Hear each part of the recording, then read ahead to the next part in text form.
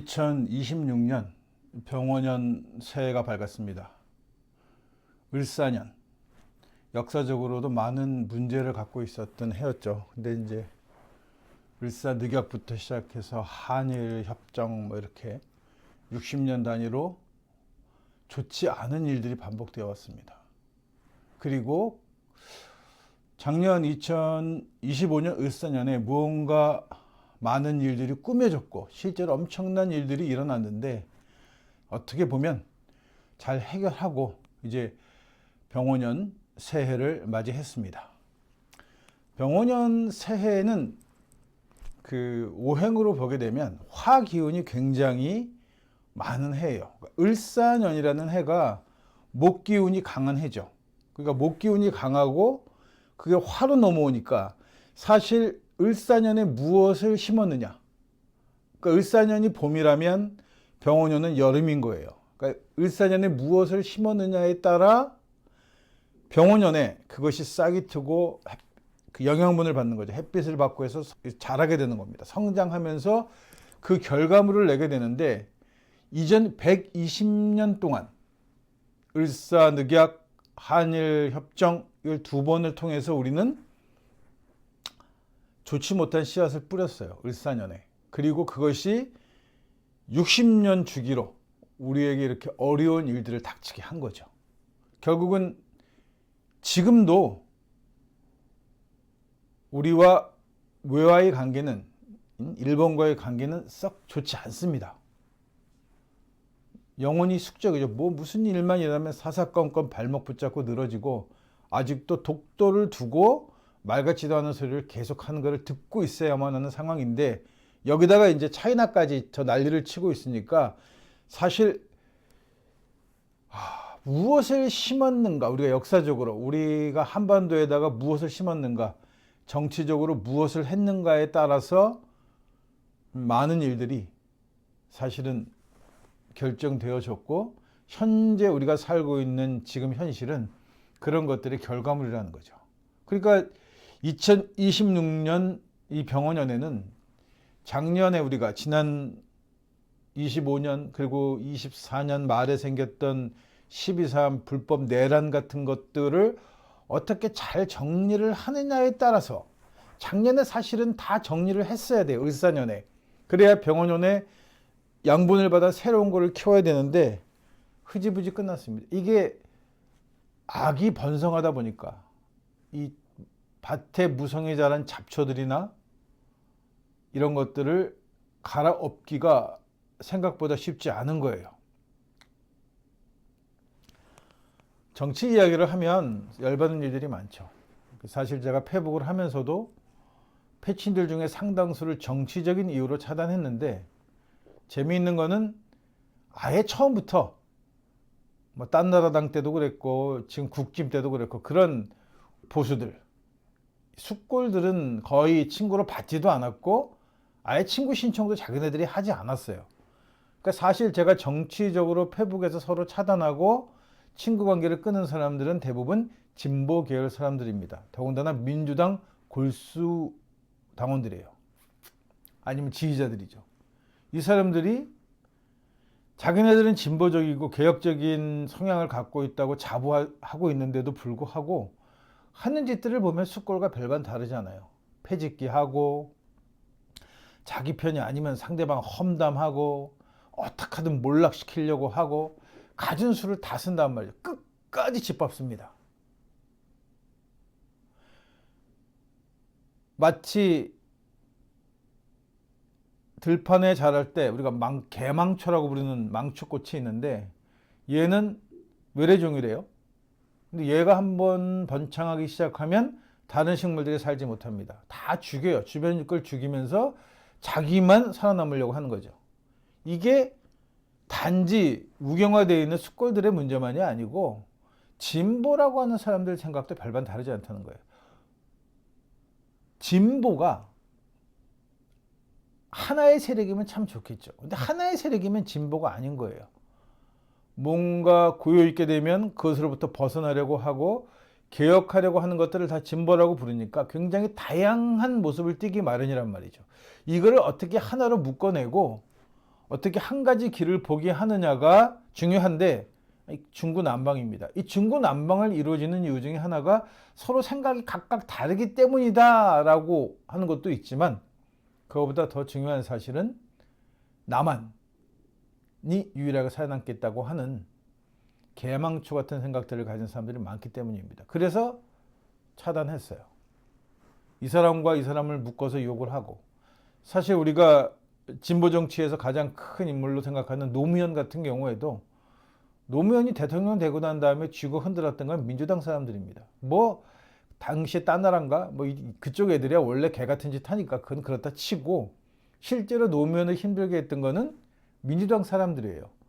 그러니까 그가 대통령 임기를 그만두고 여러 가지 의혹을 받게 되었을 때 더 이상 살기 싫다는 생각을 했을지도 모르겠다라는 생각이 문득 든 거예요. 또 자기를 쥐고 흔들 건데 그 쥐고 흔드는 사람들이 당연히 나를 그럴 만한 사람들이라고 생각했던 적이 아니고 내 편이라고 생각했던 사람들, 자기네들의 정치적 이익을 위해서 뭐를 하여튼 뭔가 다음번에 뭔가를 도모하기 위해서 자기를 물고 늘어지고 짓밟을 걸 생각하니까 살고 싶어지지 않는 거죠. 가장 친하고 믿었던 사람들에게서 배신당하는 것이 진보입니다. 욕망 때문이에요. 욕심 때문입니다.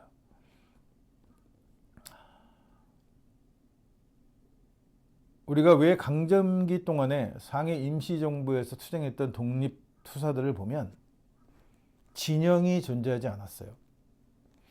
당시에 유행했던 세계적으로 퍼져있던 이념이든 막시즘을 추종하는 분들도 있었고, 또 철저하게 자본주의적 성향을 가진 사람들도 있었고, 또 무엇과는 관계없이 그냥 민족이라는 것은 민족주의자들도 있었고, 근데 이 모든 것들이 다 독립을 위해서라면 우리가 이념 같은 게 중요하지 않았던 거죠. 누구한테 지원을 받는 것도 중요하지 않았어요. 독립해야 한다는 게 가장 중요했던 거죠. 해방 후에 남북이 갈리게 되면서 이 이념은 끝까지 물고 늘어졌습니다. 한국을. 결국은 지금도 우리는 절반 정도의 독립운동가들은 잊어버리게 된 거예요. 막시즘 성향을 가진 사회주의자였던 독립운동가들은 적이 되어버린 겁니다. 북에서도 남쪽은 마찬가지죠. 한민족이 독립을 위해 투쟁하고 싸웠는데 이데올로기가, 그것도 우리가 만든 이데올로기도 아니고 자본주의가 싸지른 이데올로기, 기독교라고 하는 이 천박한 종교가 만들어낸 이데올로기인데 그 이데올로기를 가지고 갈라진 거예요. 서구는 이미 이게 이데올로기가 아니게 된 지 오래됐습니다. 공산주의, 막시즘 혁명은 실패했죠. 왜냐하면 결국은 독재했으니까 독재하는 거는 의미가 없는 거예요. 근데 이 막시즘은 복지 개념이라든가 혹은 사회주의 개념으로 남아서 지금은 그걸 정치적 이념으로 사용하는 정당도 있고 많은 부부들이 제도적으로 받아들여져서 운영하고 있어요. 이걸 주적으로 삼고 막시즘 자체를 배우면 안 돼, 공부하면 안 돼, 그 자체가 악이야라고 주장하는 건 정말 극소수의 몇 나라에 불과합니다. 그중 하나가 지독스럽게도 한국이 그런 거죠. 이데올로기죠. 이데올로기 전쟁터입니다. 남북이 전쟁을 했다는 것, 이데올로기를 가지고 전쟁을 했다는 것이 큰 문제인데 사실은 이데올로기 전쟁이 아니고 북은 북대로 남은 남대로 권력 욕심을 가지고 있던 김일성과 이승만의 그 두 얍삽한 정치인들 때문에 벌어진 현상이지 국민들이 무슨 죄가 있었겠습니까? 국민들한테 이데올로기가 그렇게 중요합니까? 이데올로기가 형제지간이나 부모지간을 적으로 만들 만큼 중요한 문제입니까? 중요하지 않아요. 근데 지금도 빨갱이 타령을 한단 말이에요. 특히 한국교회가 앞장서서 빨갱이 타령을 합니다. 그리고 서구에서 거의 유일하게 아직도 빨갱이 타령을 하는 나라가 미국, 아메리카, 양키들인데 그 양키 교회에 붙어서, 양키들도 다 그런 게 아니라 양키 근본주의 교회가 주도적인 역할을 하고 있는 우파예요. 거기에 붙어가지고 한국이 공산화되려고 한다, 빨갱이들이 해서 나라가 엉망이 된다, 망한다, 이런 소리를 해가면서 계속해서 분탕질을 하는 게 한국 교회란 말이죠. 그럼 한국 교회가 뭐 그렇게 대단한 이데올로기적인 사명감이 있어서 공산주의나 막시즘에 대한 뭐 대단한 지식이 있어서 그렇게까지 발작을 하느냐? 아니에요. 해방 후 북에서 반동으로 몰려서 매국했기 때문에 돈을 가지고 지주 역할을 하면서 매국을 했기 때문에 쫓겨났던 자들이 남쪽에 모여서 결국은 자기 재산 빼앗긴 거에 대한 울분을 반공 이데올로기에 섞은 거죠. 빨갱이 때문에 그렇게 됐으니까라고 하는 거예요. 남쪽도 당연히 그렇게 처벌받아야 했을 사람들입니다. 해방 후에. 메가더 포고령이 아니었으면.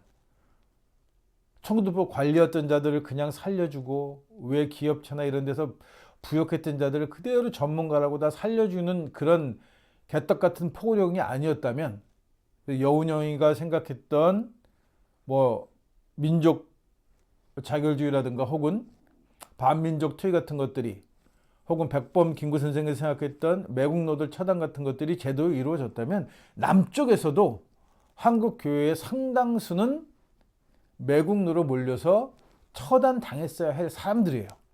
이 사람들을 살려두니까 난리가 난 거죠. 오늘 아침 한 기사를 보니까 731 부대에 대한 실상이 실려 있었습니다. 뭐 잘 아는 거죠. 마루타 실험을 하면서 정말 인간으로서 할 수 없는 만행을 저질렀던 그 의사 집단들인데, 의사 군인 집단들이죠. 이 자들이 해방 후에 미국한테 그 의료적 그 정보들을 넘겨주는 조건으로 면죄부를 받습니다. 뭐 이걸 가지고 뭐 대단한 내용이 없었다는 이런 이유로 별 개소리를 다 하는데 실제로 기록상으로 면죄부를 받았어요. 재밌는 건 이 731 부대의 종사자들이 일본 내 명문대학의 의대 교수들이 됐다는 겁니다. 그 내용을 가지고 마루타 실험을 한 내용을 가지고 박사학위도 받았고, 이 사람들이 6.25 전쟁이 터지니까 한국에 들어와서 실험도 했다는 거예요. 또 혈청을 팔아먹는 장사도 했고.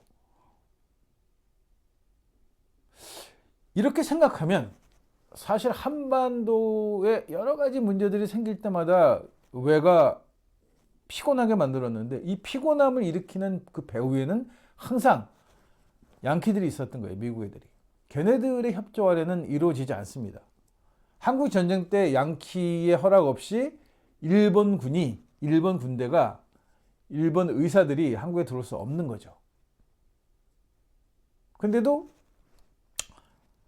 많은 사람들이 미국은 한국의 자유를 지켜준 자유주의 나라라고 해요. 베트남전도 많은 사람들이 자유와 민주주의를 수호하기 위한 전쟁이라고 얘기하죠.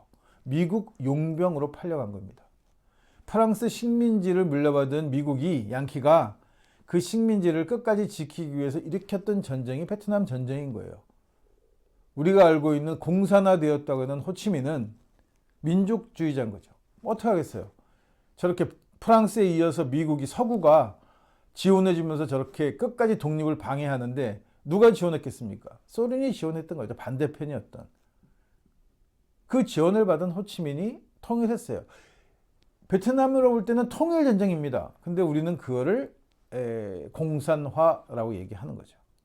미얀마도 마찬가지고 캄보디아도 마찬가지고, 모든 전쟁의 배후에 서구 식민지라는 공통점이 깔려 있었어요.